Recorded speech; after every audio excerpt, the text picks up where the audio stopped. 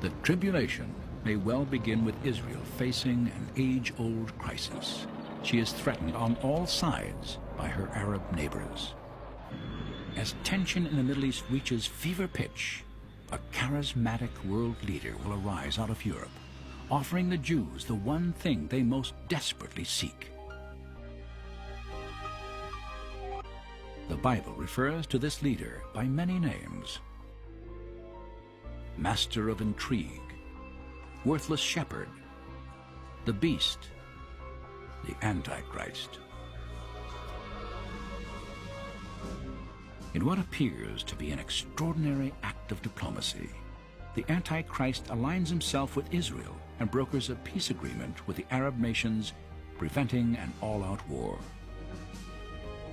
And when he makes a league or a covenant with the children of Israel, a peace covenant for 7 years, it's not for 10 years, 15 years, it's 7 years. And when he makes that covenant, that starts the tribulation period. Empowered by Satan, he becomes the head of a European confederacy of nations that will rule the world in its final days. I believe. To a planet weary of turmoil and war, the Antichrist is hailed as a savior. To the Jews, the treaty he has forged represents the key to the fulfillment of a dream, the reconstruction of their temple. Yet the newfound sense of security they feel is only an illusion, for the Antichrist is about to reveal his true nature.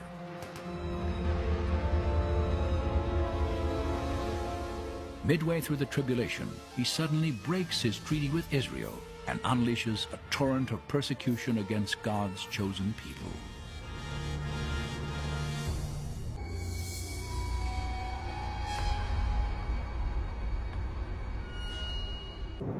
The horror of the second half of the tribulation will eclipse the worst hours of the first 3.5 years. In the interest of global security, martial law is being immediately... Dropping any pretense of his earlier role as a peacemaker, the Antichrist moves by force to strengthen his hold on the planet.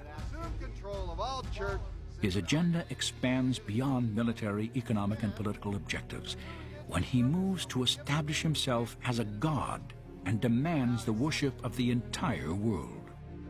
His closest advisor, the false prophet, creates a universal religion, positioning the Antichrist as the supreme Lord.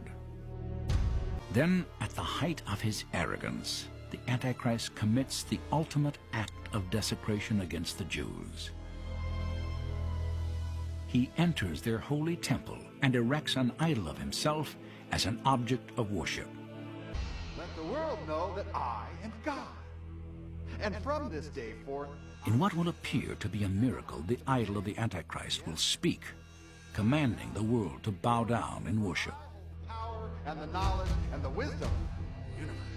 Satan will actually give it power. I don't know if it'll be electronically capable of speech or if it'll be supernatural. And people will hear the voice of this beast, this idol, and be tricked into worshiping it. And when they do, they will have forsaken their soul.